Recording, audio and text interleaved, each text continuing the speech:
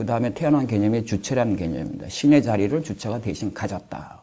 근데 그 다음에 쭉 내려오다가 이제는 뭐 후코에 의해서든 아니면 다른 뭐 후기 구조주들도 거의 비슷한 얘기지만 주체는 죽었다라는 거죠. 주체는 죽었다. 그래서 바르트를 저는 모던하고 포스트 모던 사이에 아주 애매모호한 댄스를 하는 사람이다 이렇게 얘기를 했었습니다. 그래서 모더니스트적인 어떤 입장을 가지고 있다. 즉 후코처럼 주체는 죽었다라고 얘기하지 않는다. 그래서 주체라고 하는 것이 바르트에게는 여전히 존재하고 그 주체를 그러나 탈코드적 주체로 만들려고 한다. 이 탈코드적 주체를 뭐라고 다시 이 텍스트는 뭐라고 부르냐? 그걸 사랑의 주체라고 부릅니다. 그래서 이 사랑의 주체는 우리가 알고 있는 근대성의 어떤 주인이었던 그 주체하고는 완전히 다르다라는 것입니다.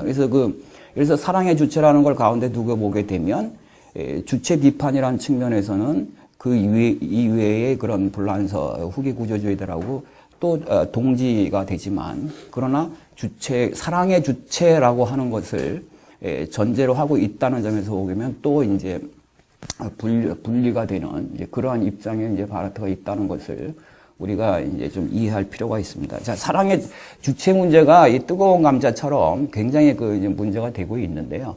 바르트는 이렇게 얘기합니다. 일단 바르트가 얘기하고 있는 사랑의 주체라는 게 뭘까라고 우리가 한번 얘기를 해보면 일단 바르트는 망각된 주체라고 얘기를 합니다. 망각된. 그래서 우리가 잊어버린 주체다.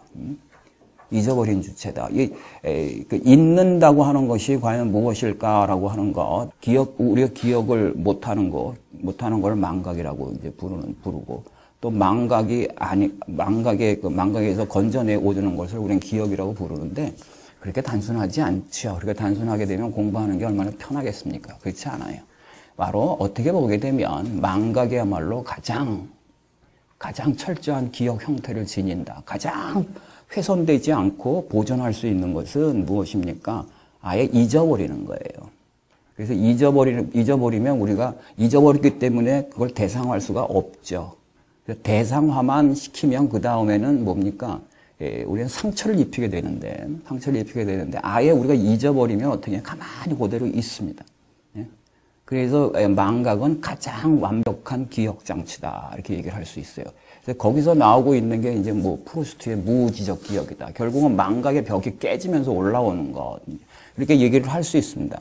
그건 뭐 굉장히 복잡한 문제라서 그런 문제를 다 따질 수는 없고요. 어쨌든 바르트가 볼 때 이 망각된 주체라고 얘기했을 때 비록 주체가 뭐 죽었다라고 얘기를 해도 그 죽었다라고 하는 것을 이제 한계 지으려고 하는 겁니다. 죽었다고 해서 죽을 수 없는 우리가 망각된 주체라고 하는 것이 그렇게 주체에게 전부 완전하게 토탈하게 사망 선고를 내릴 수 없게 만드는 부분이 있다. 이제 이렇게 얘기를 해요.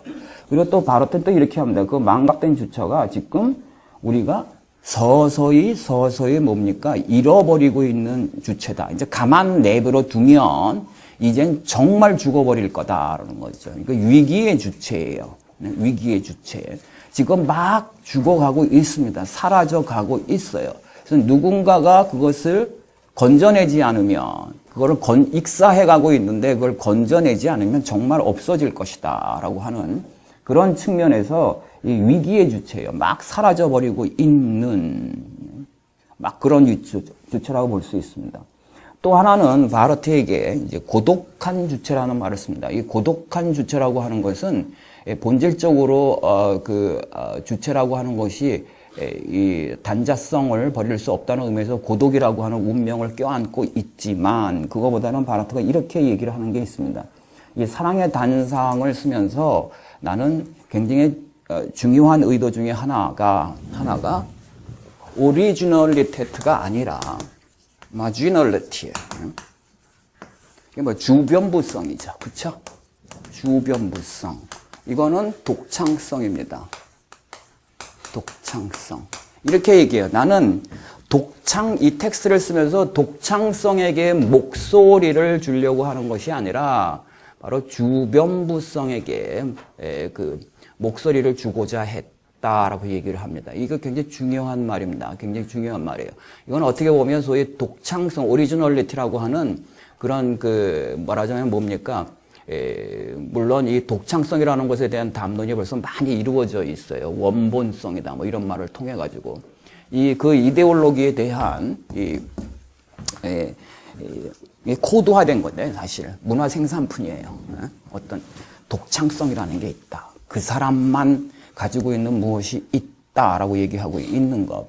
그걸 얘기하는데 그거를 이제 해체시키려고 하면서 그래서 그렇다고 해서 그 오리지널리티를 완전히 해체시키면서 주체를 해체시키려고 하는 게 아니라 주변부 주체가 있다라는 거죠.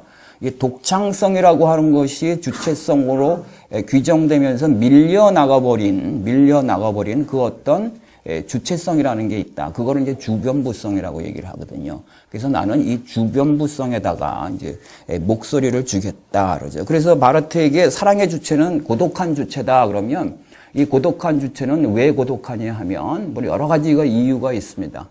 그건 뭐냐면 1차적으로는 그 주변부로 밀려나 있기 때문에 밀려나 있어요. 그래서 아무도 돌보지 않고 그리고 아무도 주목하지 않고 또 하나 중요한 것은 뭐냐면 왜 고독하냐면 이들이 어떤 말을 해도 그 말이 도착할 곳이 없다라고 하는 것입니다. 그래서 이들이 무슨 말을 해도 사람들이 귀담아 듣지 않는다. 나아가서는 알아듣질 못한다. 나아가서는 쟤 약간 돌았다고 그런다. 그렇게 얘기를 하는 거예요. 그래서 필연적으로 이 사랑의 주체가 고독한 주체가 담론의 주체라면 담론의 주체가 얘기하는 말들은 뭡니까? 그러니까 시니피앙으로 머무를 수밖에 없다는 거예요. 시니피에로 도착이 될 수 없는 운명을 껴안고 있다. 바르트가 이렇게 얘기해요. 사랑의 주체는 자기의 운명을 알아야 된다. 자기의 운명이란 무엇이냐면 내가 사랑하는 만큼 사랑받지 못한다라고 하는 운명을 받아들여야 한다라고 얘기합니다. 사랑하는 사람은 언제나 그렇죠. 내가 더 많이 사랑하는데. 그러나 그건 사랑하는 사람이 받아들여야 되는 운명이라는 것입니다. 그래서 이제 그렇게 얘기를 해요. 그래서 고독한 주체다. 또 하나는 이제 고루한 주체다. 이렇게 얘기해요. 아니면 이제 아나크로니티시하다. 이렇게 얘기를 합니다. 전근대적이다. 아니면 시대 감각에서 뒤떨어져 있다. 예? 그런 거예요. 지금 유행에서 떨어져 있다.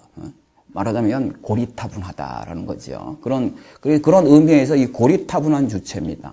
고리타분한 주체. 그런데 그 주체를 또한 동시에 뭐라고 그러면 사실 바르트는 낭만적 주체라고 불러요. 우리 더 이상 낭만에 대해서 얘기하지만 그러나 18세기 독일 낭만주의에서 있었던 그 낭만적 주체를 우리는 더 이상 수용할 수가 없어요. 그러다 보면 어떻게 됩니까? 우리가 살 수가 없습니다.